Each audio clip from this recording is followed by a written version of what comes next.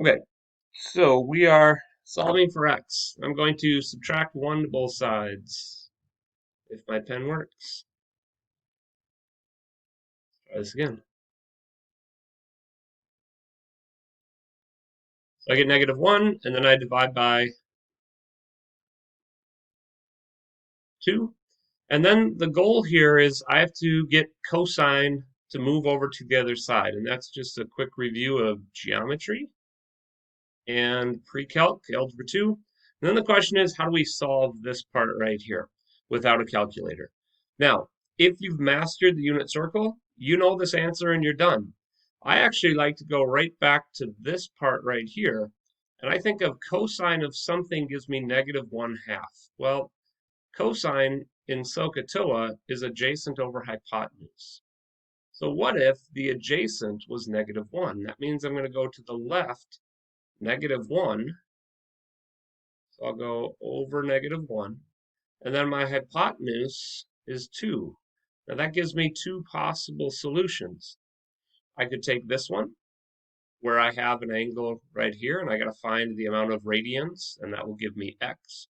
Or we have the exact same idea, where if the adjacent is -1 and the hypotenuse is still +2, I actually have two possible solutions that I'm looking for. Now, the part that you have to really connect with this is a special kind of right triangle. This is actually a 30, 60, 90, and if you remember it, across from the 1 is always 30, across from the 2 is 90, and across from what should be here is the square root of 3. So square root of 3, notice it's going up, so it's positive, and that's a 60-degree angle. Now if I do the same thing over here, we got 90, 30, 60, which means this has to be the square root of 3. But our job with doing this is, what is the reference angle?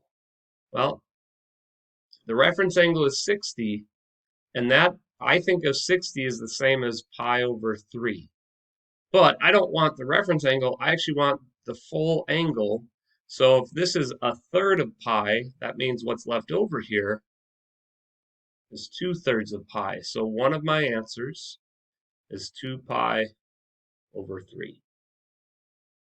All right, and then the other one, this is 60 degrees, which again is pi over 3. So I'm going to go 180, which is 3 pi over 3 plus an extra pi over 3, which means we know that this is pi here. So if I go 1/3 past pi, that's 4/3 pi over 3, or I should say 4 pi over 3. So quick little review of just kind of inverse trig. All right. Okay, couple observations, just things to keep in mind. I want to show you, I'm going to pause this right now. Actually, no. I still have probably 5 or 6 people who did not sign up for the AP Classroom yet, which by signing up for AP Classroom, that means you enroll in taking the AP test. If you didn't do that, on last week's folder, right at the bottom, there are the instructions right here. So make yourself a note. You need to do this before November 13th. If you don't do it by then, you end up paying $40 extra for registration. Now, as I said last week, it is free to cancel if you are not going to take the AP test. So sign up and you won't lose anything. Okay? You'll get reimbursed if you have to purchase the test then, if you cancel it. So that's in week 9.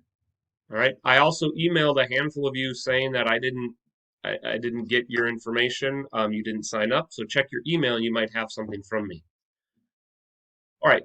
Week 10 agenda. Let me just quick read through what we're doing today. We're doing section 3.3 and 3.4, and we've got some homework. And actually, there's a piece in here that we're going to try to do in class, and it's 5 questions on delta math. I didn't include that in here. There is no official school Wednesday, which means we are not learning anything new in any of your classes. So that would be a great opportunity to get caught up on missing work. On Thursday, when we meet again on Zoom, it's a review day. We're going to have a review worksheet, and we're preparing for our tests, which will be next week, Monday, Tuesday. All Unit 3 late work is due Let's say Sunday night, just so you're not, because it's due before you officially take the test in class on Monday, Tuesday next week, whatever day I see you. So make sure you get that done. And then if you click on Monday, we just have what we're doing today. Here's the blank notes. All right. So we're going to start off with a couple of things that I don't want you to write down right now. All right. These are just a quick review of some pre-calc concepts and algebra 2 concepts we've talked about. So I'm going to go through fast. This will be on Schoology, so you can always look back. But just remember notation for inverses. That's what we're going to be learning today. Derivatives of inverses. So we just got to review the notation quick. Remember sine to the negative first power. This little negative first power does not mean the same thing as 1 over sine of x. And I know that's weird.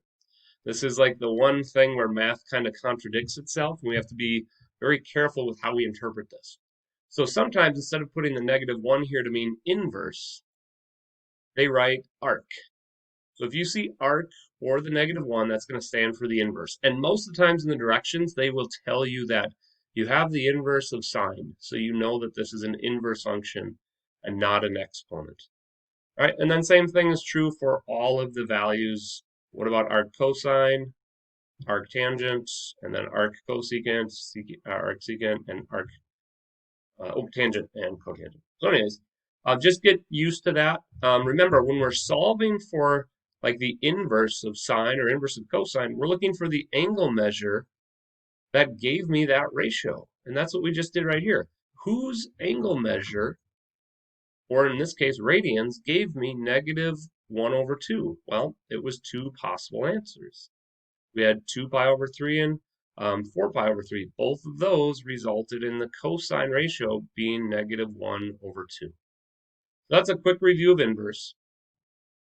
I'd like you to title your notes right now, but then don't write anything after this title. Mathematically, we got to figure out where do the derivatives of these inverse trig functions come from. And I'm going to show you two of them, two of the ones that you're expected to know. All the other ones of the remaining 6 trig functions are just, we're going to go over them. They might pop up in the homework, but to be honest, they won't be on any AP test, and I'll let you know that.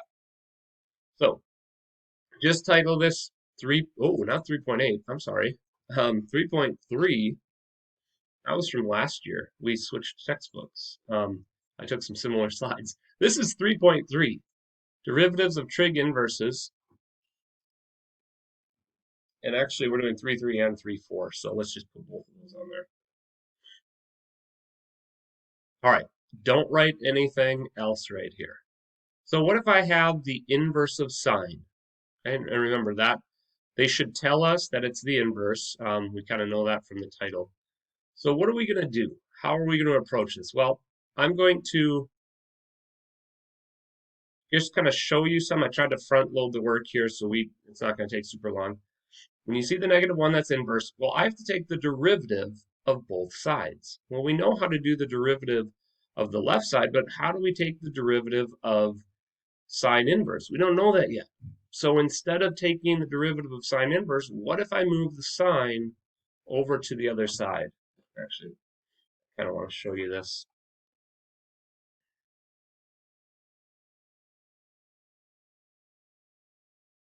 So what I'm going to do is move the sine over here, just take the sine of both sides, and hopefully you'll be able to appreciate this. Again, don't write this down. If I take the derivative of the entire function, left and right hand side, it would involve implicit differentiation. Why? Because I have sine of y. Well, I know the derivative of sine is cosine, and then the chain rule says keep the y on the inside, and then multiply by the derivative of y, which is dy dx. And then that has to equal the derivative of x, which is dx dx, or we can just simply call that 1. So now I have to get the derivative dy dx by itself, so I'm going to divide both sides by cosine. But we have a small problem. I want the derivative with respect to x, and I've got a y mixed in here. So we're going to go back to a trig identity to help us finish this problem and get a result in terms of x. And you don't technically have to have these memorized right now. Hold on one second. But hopefully this one is very familiar. Sine squared of something plus cosine squared of the same thing is equal to 1. So what if I algebraically solve this, and I want to get it in terms of cosine? So what if I just call it sine squared y plus cosine squared y equals 1, and I want to get a replacement for cosine. So what if I solve both sides for cosine? And then I have to take the square root. When I take the square root of both sides, yes, we get a plus minus. That plus minus actually is going to take care of itself when I take the square root. So you'll see that in a second. So what do I have? I have a replacement for cosine. Cosine of y is actually equal to the square root of 1 minus sine y. And what if I do this? Instead of writing the squared above the n, if I pull it out here. All right? Now, there's one extra piece that we can do here. We want this in terms of x, right? I want the derivative of sine inverse of x. So I need to have an x in here. Well, what is sine of y equal to? We have it right here. Sine of y is actually equal to x. So I'm going to use substitution because the sine of y is equal to x. So I'm just going to replace sine of y with x.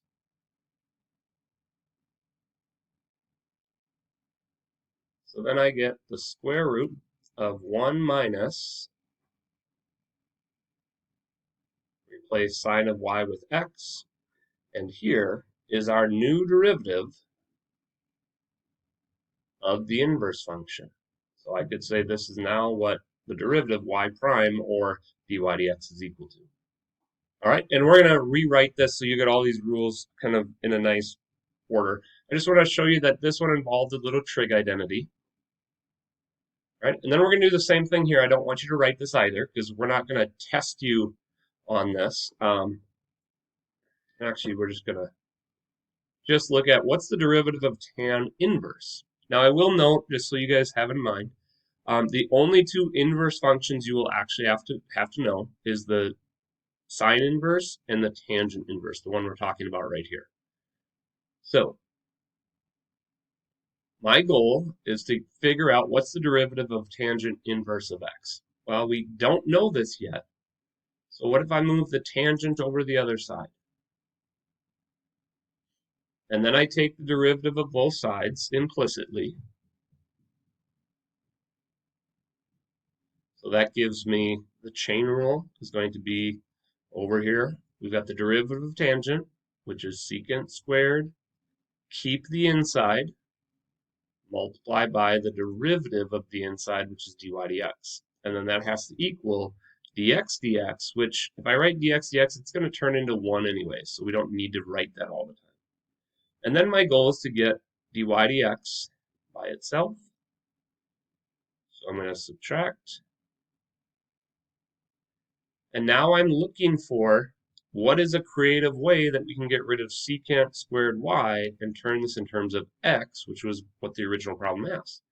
Well, we're going to have to go over to a different trig identity, which is already conveniently written out for us. Secant squared is the same as tangent squared plus 1. So I'm going to replace that. And I actually prefer to write it as 1 plus tangent squared, and you'll see why in a second.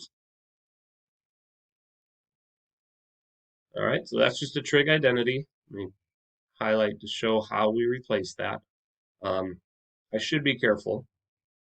I accidentally put a theta here. It's in terms of y. Instead of putting thetas, I can put y's here, and it's the same thing. So this should be, ooh. Oh boy.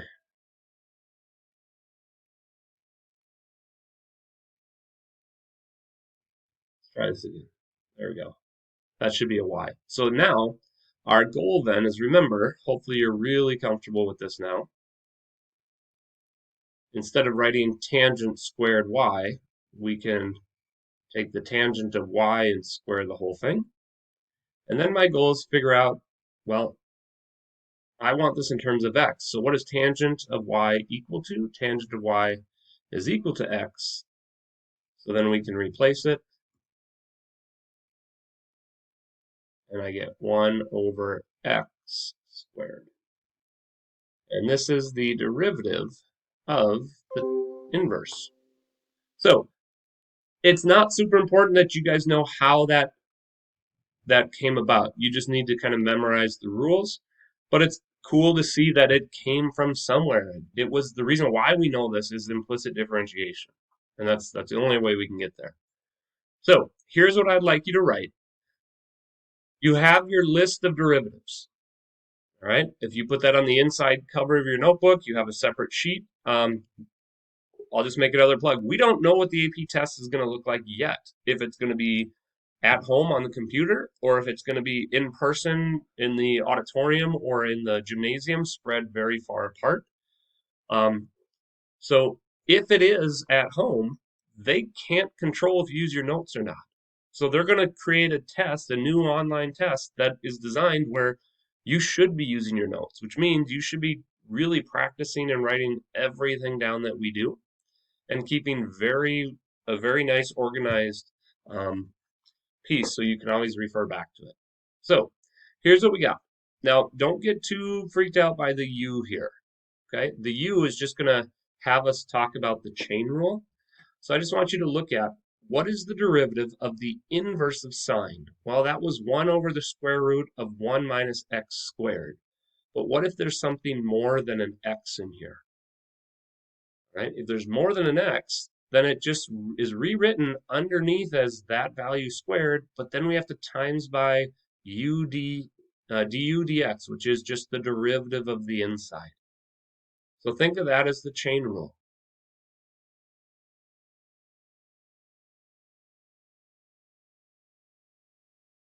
It's just what is the derivative of the inner part. And I'll show you a couple examples. Excuse me. So that's the derivative of sine, 1 over square root of 1 minus u squared times the derivative of u. The only other one you have to know and memorize is the derivative of the inverse of tangent, which is just 1 over 1 plus u squared times the derivative of u, the chain rule. So basically, don't ever forget the chain rule. Now, I don't know if it's a box or a highlight or something, but in your notes, we want you to just put a box around these two, and these are the two that could be and most likely will be on any test that I give and any AP test that you see.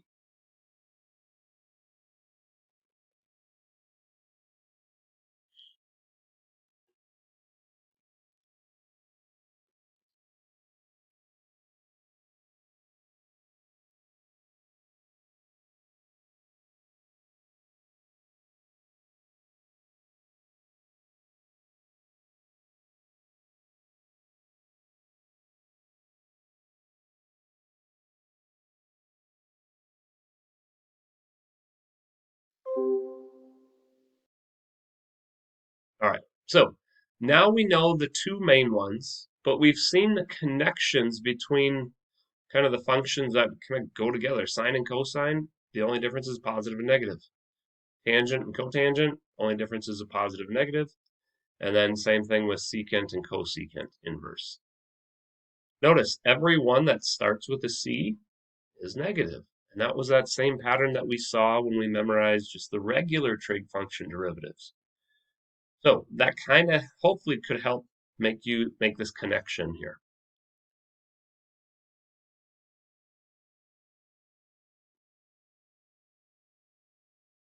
So let's try a couple examples. Definitely write these down. And I tried to just switch up the notation here so you guys can get used to it. If we see arcsin or sine of -1, both of those are referring to the inverse functions. So let's do number 1 first.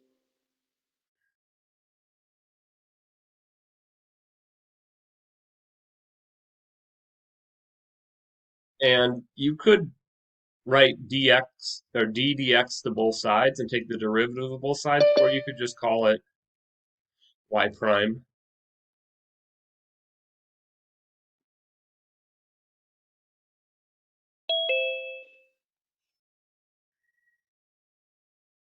So what we're going to do is think of this piece right here. Remember, this is a chain rule, right? This is your inner parts. And if you're looking at the way that we wrote our answer, this is the u. So let me go back really quick. This is the u part. Well, the derivative of the inverse of sine is just 1 over the square root of 1 minus u squared. So we know what u is, we're going to plug it in, and then we just have to remember to times by the derivative of that, and that's our chain rule. So there's not much to these problems other than memorizing that chain rule. So what is it? It's 1 over the square root of 1 minus u squared. What is u? U is whatever's inside the parentheses. Now notice we have a squared of a squared, so we're going to have to simplify that, but we'll do that in a second. And then I have the chain rule. And notice, this is not in the denominator. This is, you can think of it as over 1. This is just a function. So the derivative of the inside part here is 8x. And I might just write chain rule so you always remember that. And you can always call it 8x over 1.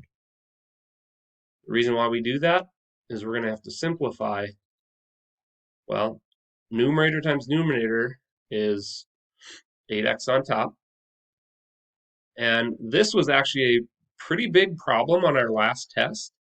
Simplifying, you have to be very careful. This is 4 times x squared. Both of them are being squared. So you're thinking almost, it's not officially the distributive property, but you're squaring each piece in there. So 4 squared is 16. And then x squared squared is x to the 4. And I would stop here.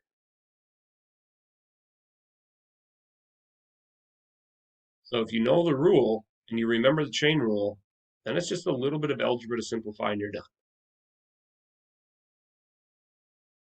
All right, let's look at this one. This one we actually have a double chain rule.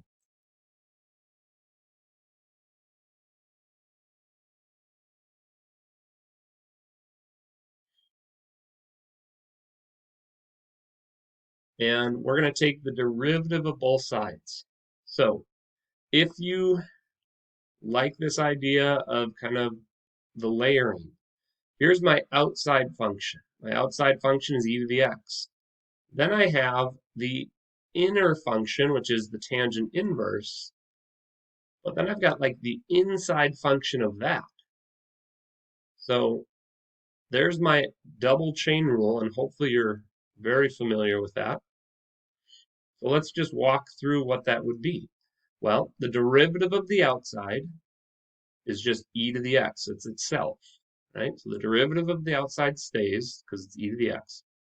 Then we're going to leave the entire inside.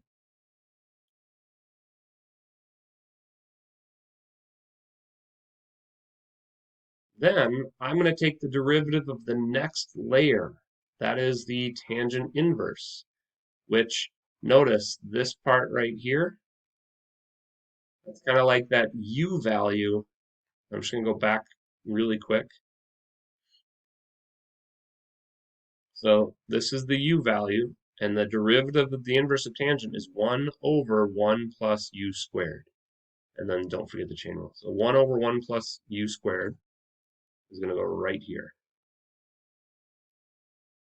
1 over 1 plus u squared. But then we have to remember, well, wait a minute.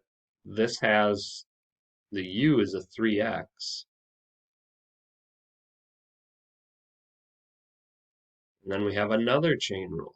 Then it's the derivative of the most inner piece, is 3.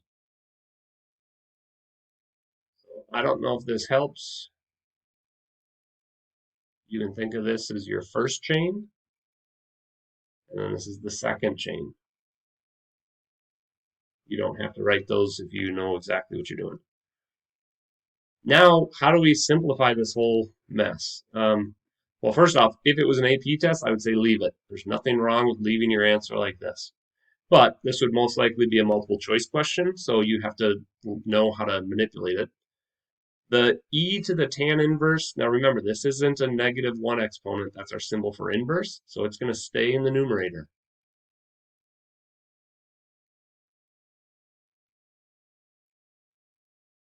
And then the other pieces that are in the numerator is the 1 and technically the 3. So I might just write the 3 out front. And then everything's going to be divided by 1 plus 3x squared. But again, think of that as like a distributive property. You're squaring each piece in there. So 3 squared is 9, x squared.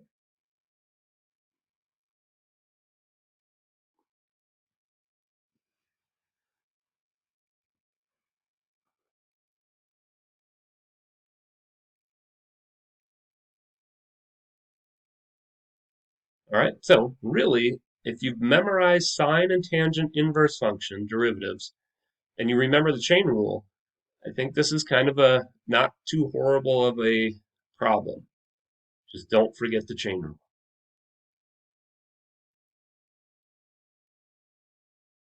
All right, don't write this. This is just another, since we're talking about inverses of trig functions, what about just inverse functions in general or other types of inverse functions that we've seen? So quick little review of what is an inverse function. From Algebra 1, an inverse function is a function that will undo anything that the original function does. First ones you've probably learned growing up were addition undoes subtraction, subtraction undoes addition, multiplication and division, square and square root. Those are the most familiar ones. Just remember the notation, and that's the big piece that in pre-calc we just reviewed this and went over composition of functions, which you might think if we're taking derivatives, you see a chain rule right here. And that's why we're doing this now. Is the chain rule allows us to take the derivative of inverse functions. So just remember, if f and g are inverse functions, then if I apply g to something and then apply f, they're going to undo each other and you're left with whatever value you started with. So that's our symbol for an inverse. If you do a composition, you'll always be left with the original input. Now the same thing would be true if I did g of f. If f was on the inside and g was on the outside, they would undo each other and you'd be left with the original input, x.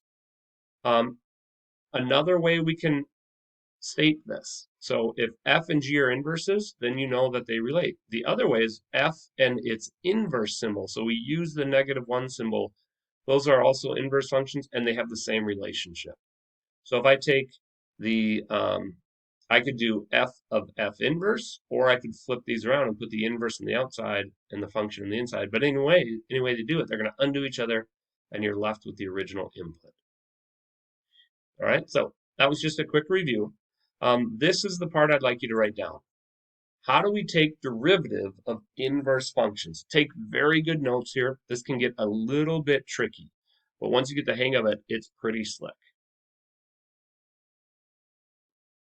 So what if we take that idea that we know what an inverse function is? F and g are inverses of each other, so it's given. We also know that from the statement. Can we find the derivative of g? So we're going to just apply that, and keep in mind, g is the inverse of f. F is the inverse of g, so we're finding the inverse function. All right, I'll give you a second to write this down.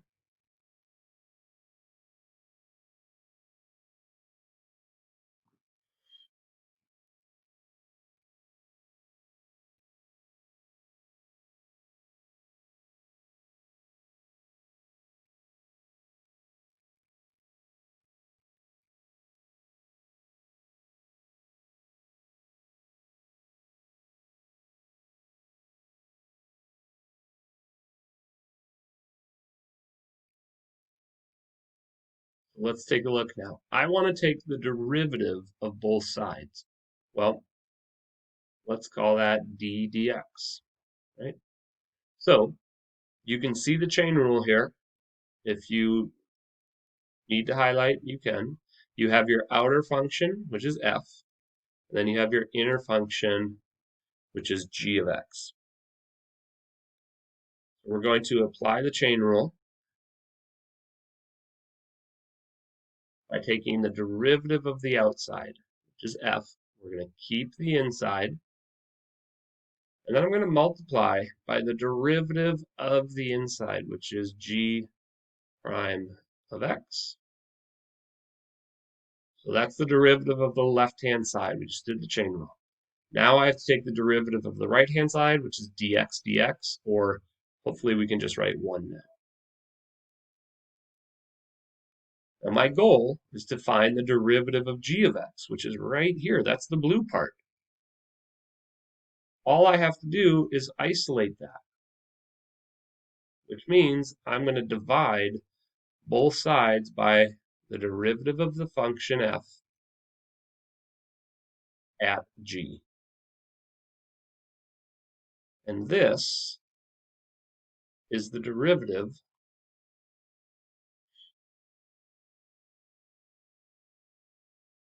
of an inverse function.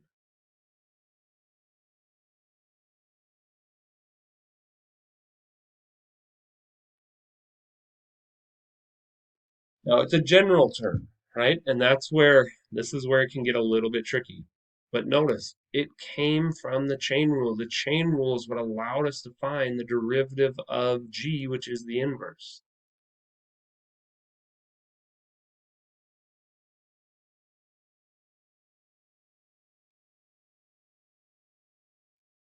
Now, I don't know, I would recommend it.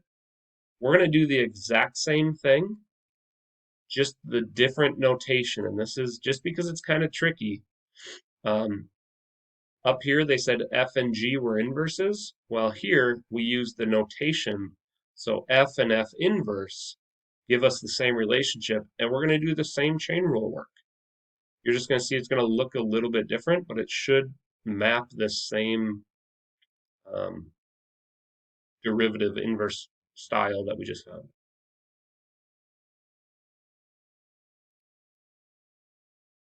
Okay, so I'll give you a second to write this part here, and then we're going to do chain rule and exact same thing.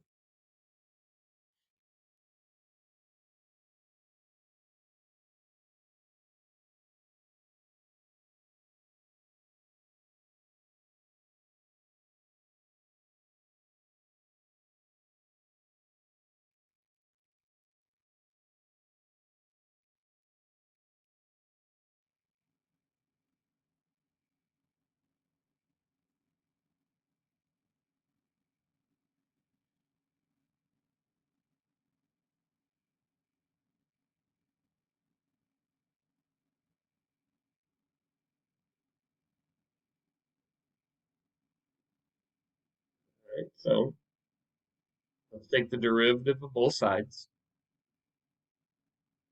And this is the chain rule, the derivative of the outer function first. And be very careful with how you put your markings here.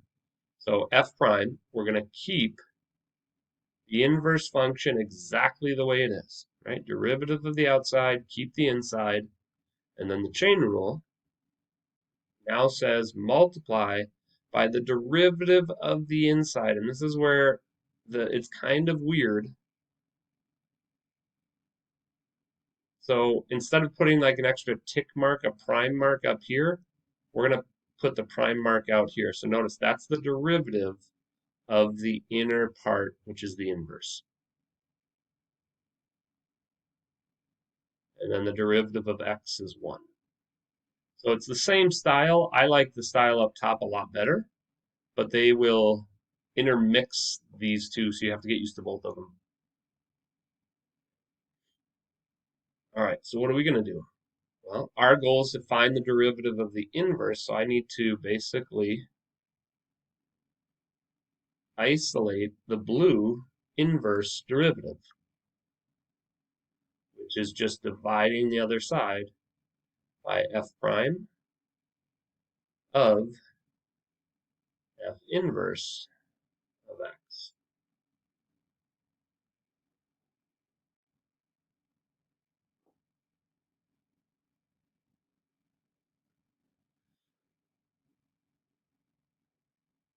All right. Some of you are really good at memorizing, and maybe it's this whole concept of what is it? It's the derivative of the inside equals 1 over the derivative of the outside where the inside's kept. So if you see how the chain rule's set up, you don't need to show this every time. You can use our new fact here that we've got the derivative of the inverses. Some students just kind of say, oh, all right, well, the derivative of g is 1 over f prime of g, and g is the inverse.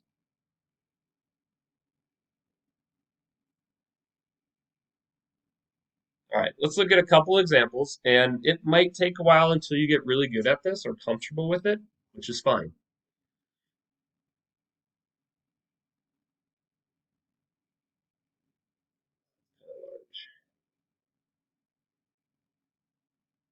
So what do we have?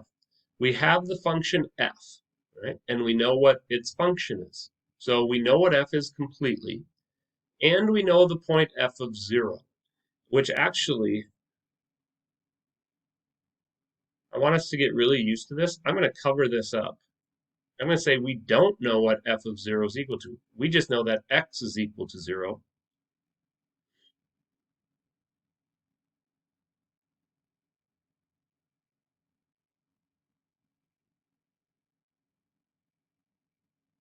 So if they give you this, you should be able to figure out what the output is. If you plug in 0 into both spots for x, the only thing that comes out is -3. Now they gave it to us originally, but see how we could find that?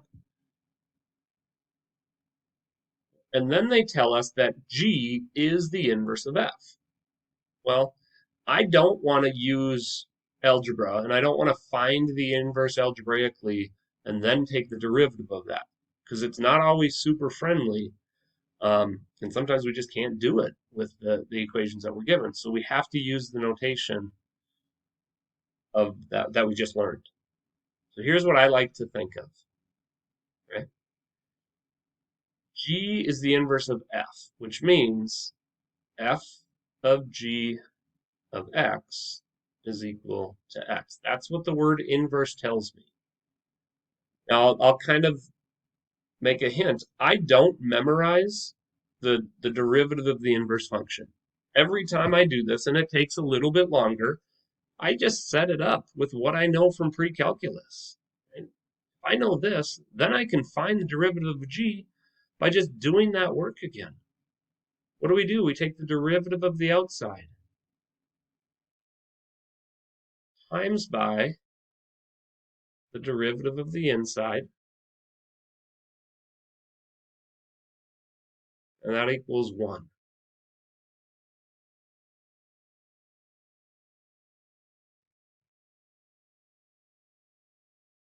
And then I just get g prime by itself. Okay, some kids don't like this, and that's completely fine. They just memorize the rule. But now, all I have to do is plug 3 in and then follow what I know.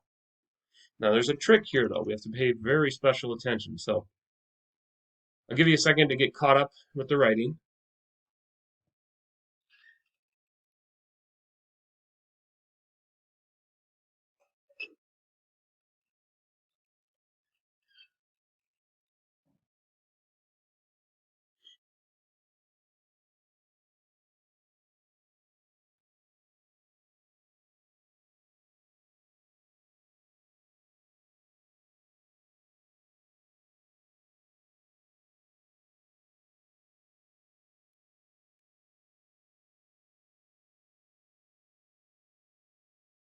So we want to figure out what is g prime at -3. We run into one small problem. what is regular g of 3? This is where you really have to read carefully. Right? What do we know? Well, I know that f of 0 is equal to negative 3. And I know that g of negative 3 is the inverse of f. So wait a minute. When we learned inverses, what did we do with the x's and y's? We flipped them around.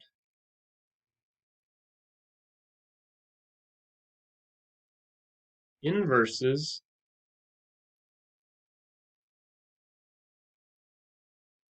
flip the x and y, right? So if the original point was 0, negative 3, then g of the output is going to equal the original input. And that's the part that you really have to make a connection to. If you're given the point of the original function, you're also given the point of the inverse function because it's just flipped. So now g of negative 3 is 0. And then I just have to figure out what is f prime of 0. Well, that's going to require a little more side work. F prime of 0. Can we find the derivative of f and then plug in 0?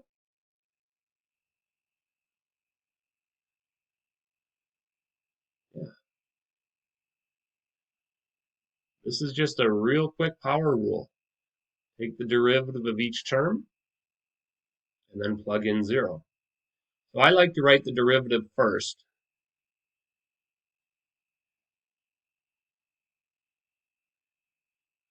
Negative 3 comes down, times by the 3 comes down, times by negative 2, and I get x squared. And then the derivative of negative 4x is just negative 4. So there's the derivative of f. And then we just plug in 0.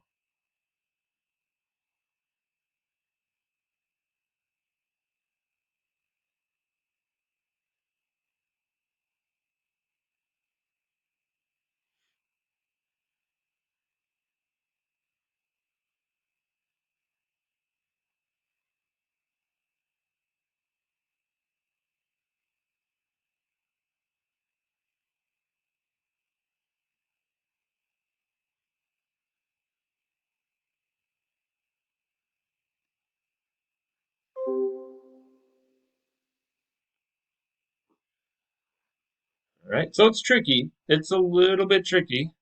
There's a lot of things you got to keep straight when you do problems like this.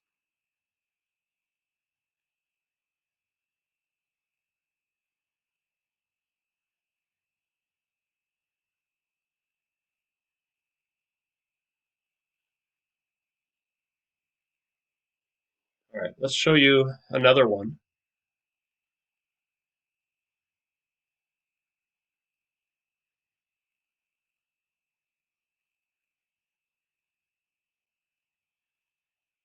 All right, now this one, maybe you don't write this one. Let's just take a look here. It's going to take longer to write it than it is to actually do it. But notice how they give us a list of tables. Here's when x is at negative 2, 0, 3, and 7. We know the functions, so we know the point, and we know the derivative at those pieces. So the table below gives selected values for the differentiable and increasing function f and its derivative f prime. If f inverse, notice they tell us f of negative 1 is the inverse of the function f, what is the value of the derivative at negative 2? So I'm going to do this fairly quick. I just kind of want you to take a look and see how this one would look. So what do I know? I know that f and f inverse, well, I know they're inverses. So I know that this relationship is true. And then if I take the derivative of both sides, again, you could just write the rule and skip this step that I'm going to do here. But I I don't like just memorizing rules. I like to use the chain rule. So I'm going to take the derivative of the outside, which is f prime. We're going to keep the inside exactly the way it is. And then I'm going to have the derivative of the inside. And since they're using that weird notation, it's going to just look like this, and that's a prime. It's a prime mark right there. And then that's equal to 1. So then we're going to move anything that isn't the derivative inverse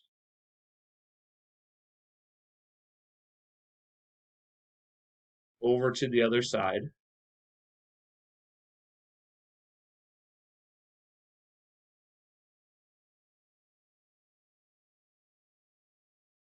And you can tell you have to be very careful with your primes and your notations. So here's the rule, right? And you could have just started with that. Now we got to evaluate it at -2. So let's see what that looks like. F inverse at -2 at the derivative is equal to 1 over the original function's derivative at, and I'm just going to use a different color for this part right here, of the inverse at -2. So the only part that you really got to think about is, what is the inverse at -2? Wait a minute, what do I know? I know that the original point, f of -2, is equal to 3. So its inverse is just flipped around. Oops. Actually, this is not going to give me the point that I want. Notice if I flip this around, that doesn't give me f prime of -2. I want, so not that one, I want this relationship right here. So I'm just going to change these.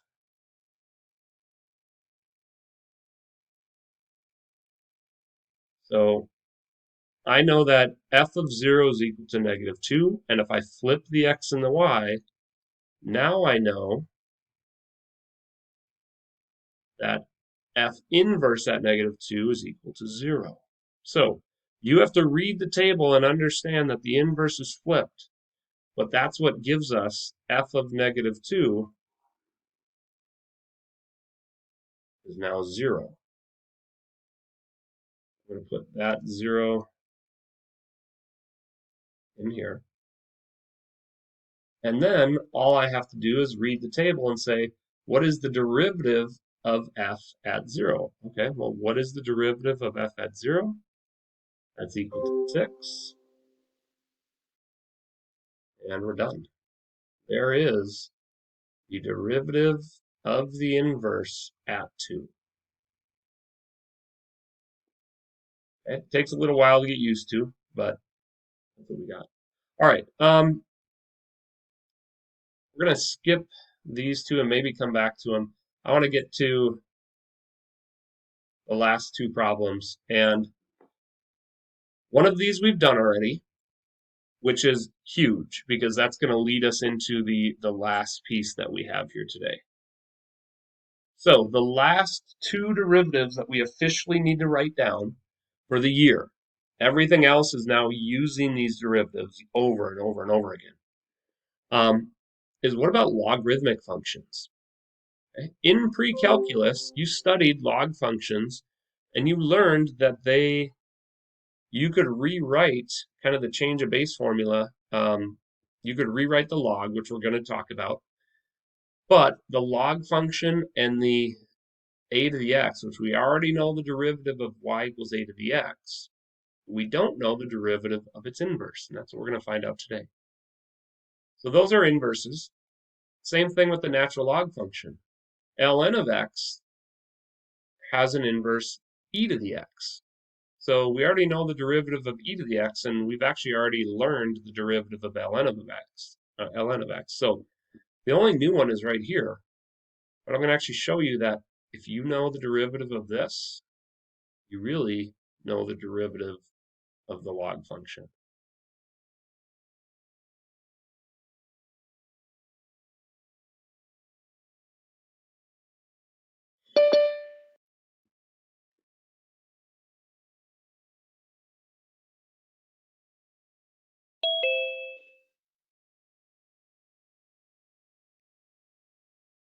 Okay, so I don't know if you wanted to write the first part down. Hopefully you remembered those were inverses, but let's look at the derivative of ln of x first, because that's the big one.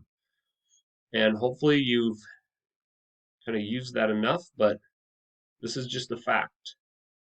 The derivative of ln of x is 1 over x. And I think we talked about having absolute value bars here. We don't need them now. They're going to come up when we talk about integrals, so which is a couple months from now. So don't worry about the absolute values yet. All right, so there's our fun fact. But how can we use that to help us out here? And this is the piece that I don't like to memorize more than I need to. My brain's not big enough to do that anyway. So I want to just change the appearance of this. Now, notice the notation. I didn't write y prime. I'm just rewriting this. Instead of the log of x with a base a, we can write it as the natural log of x over the natural log of a. That is a pre-calculus idea that connects logs and natural logs together.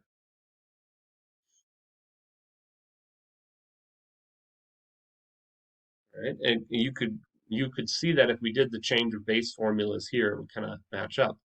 Well, now, wait a minute. Isn't this a little friendlier? A is just a number.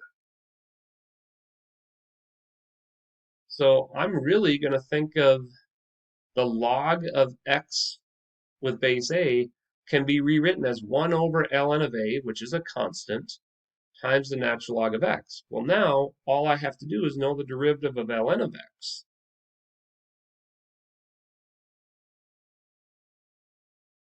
So since 1 over ln of a is a constant, that's going to stay. And the derivative of ln of x is 1 over x.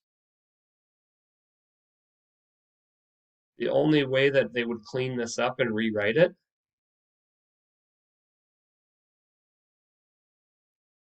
would be putting the x in front.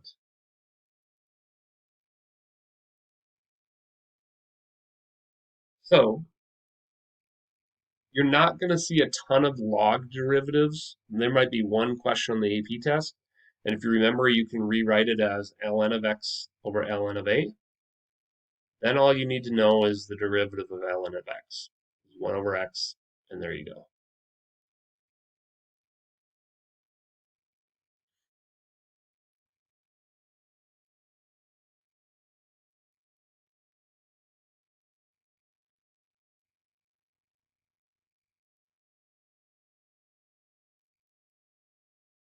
All right. So I think I'd have just 4 more quick problems of let's use these just so you guys can review how the derivatives work and practice them.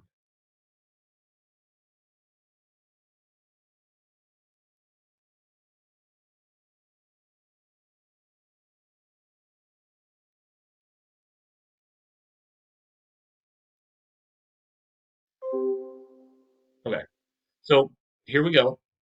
I tried to make ones that aren't super easy, and you definitely need to respect the chain rule, right? Don't forget about that. That is something that comes up often, and it's why we do all these problems. So why don't you do the very first one here on your own? Find the derivative of this. We'll do the log one together.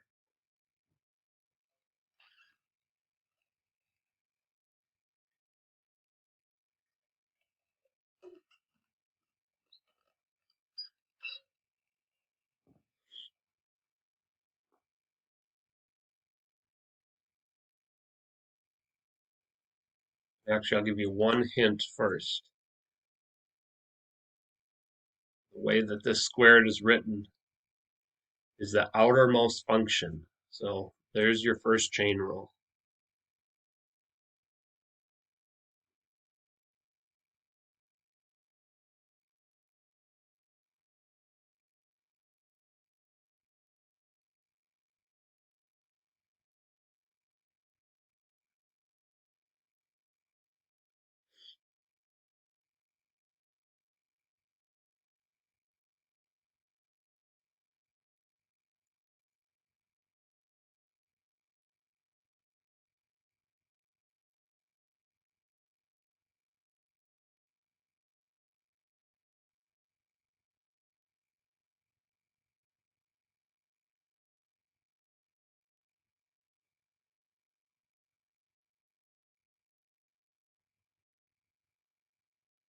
All right, let's take a look at this.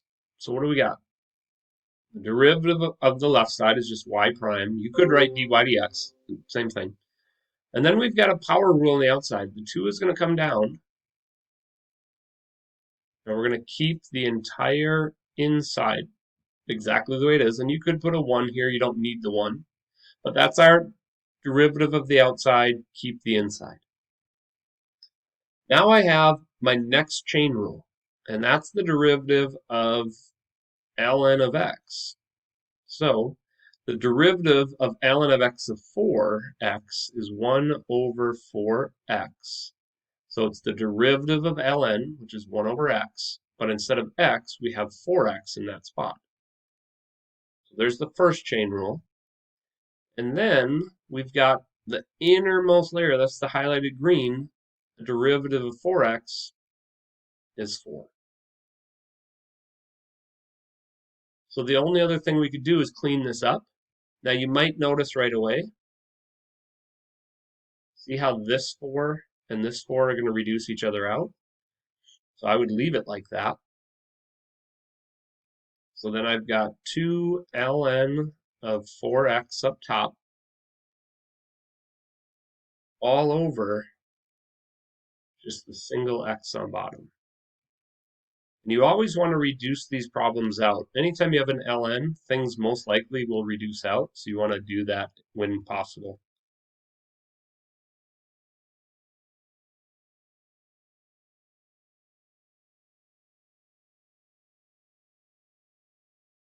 All right, let's look at the next one.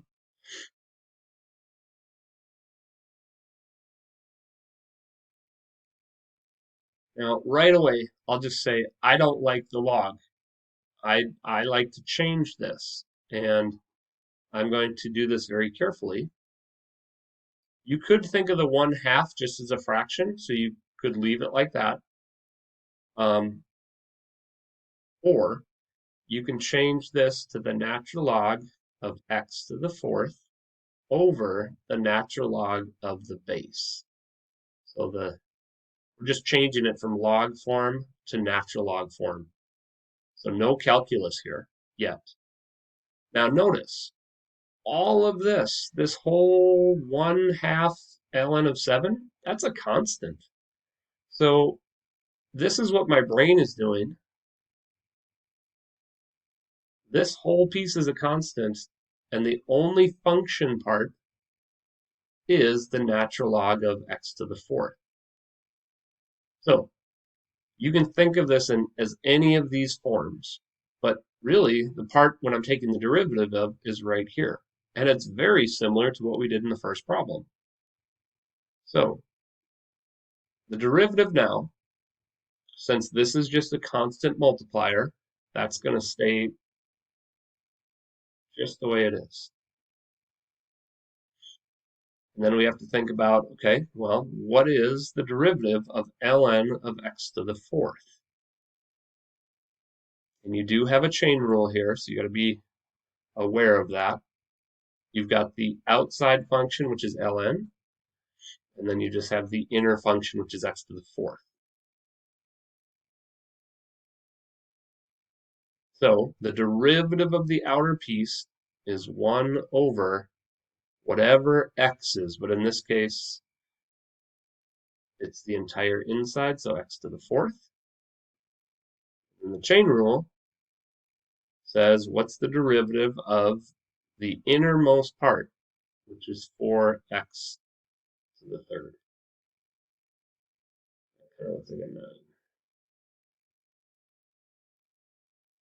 Well, I like to think of that as 4x to the third over 1 because then that tells me what my numerators and denominators are.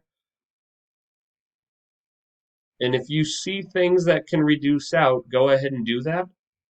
I'm not going to reduce it out yet because I've noticed if I keep 1 times 4x to the third, and then on the bottom, you kind of would write it this way and just sneak the, it really doesn't matter. I've seen it written a bunch of different ways, but it might be written like this, where the x to the fourth is just snuck in between these two. But this isn't reduced. We want to reduce a couple of things out. And you might have been able to do that in this whole mess, but I've got 4 over 2. That's going to reduce to 2 over 1. And then I've got an x to the third on top and an x to the fourth on bottom, so the thirds go away, and the fourth turns into a 1. I just have an x on bottom. And then the natural log of 7 can't reduce out with anything else.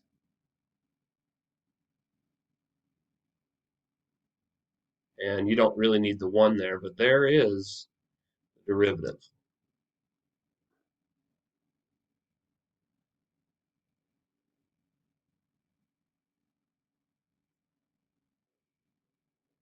All right. We only got a couple minutes left here, so I might just do these two if you want to just watch them, see how they go, and then we'll be good there. What happens if we've got x's and y's on the same side? Well, that doesn't matter. We know how to do this implicitly. So if x's and y's are on the same side, let's take the derivative of each piece. So the derivative of ln of x is just 1 over x. Officially, I'm going to write dx dx, even though we know that turns into 1. The derivative of ln of y is 1 over y times dy dx. And then the derivative of the other side is 2x dx. We know those turn into 1, so we don't have to worry too much about them. But now I have to find the derivative, which means I got to isolate the only one that has dy dx. So everything else is going to move over to the other side. So the 2 is going to stay. This 1 over x is going to be subtracted. And I'll show this in 2 steps. And then I just have to divide by 1 over y, which is the same as timesing by y. So they might write it like this, or if it was multiple choice, they would distribute the y.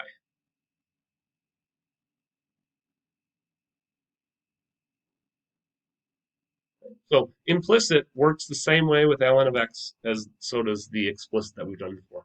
All right, last one. I don't like the way this is written because it's log. Now the one thing you have to be careful of is, if you remember from pre-calc, if there isn't a base, you have to put a 10 there. So we're going to rewrite this. And if you want to, you can think of this as that ln of 10 is just a multiplier. So really, I'm just looking at the derivative of this piece. And you might even notice, hey, wait a minute, doesn't a natural log and an e reduce out? They do. And you could even do this, pre-calc-wise. The ln and the e reduce out because we changed some things here. Those are going to go away, and the only thing that's left is 3x. Now notice, I didn't do any calculus yet. So then the derivative of this is the natural log of 10 in the denominator times the derivative of 3x. Well, the derivative of 3x is 3, but I'm not going to write that 3 there. I'm going to do 3 times 1 and put the 3 here. So sometimes things can be trickier, and there are some pre-calc pieces that could simplify to help you out. All right, here's what we got. We never got to these two, which is fine. Maybe I might make a video of these and post them. You could watch them if you need more help. We've got some problems. They're all derivative pieces, and our textbook didn't do a great job. But I know you guys are going to think this is a lot. Um,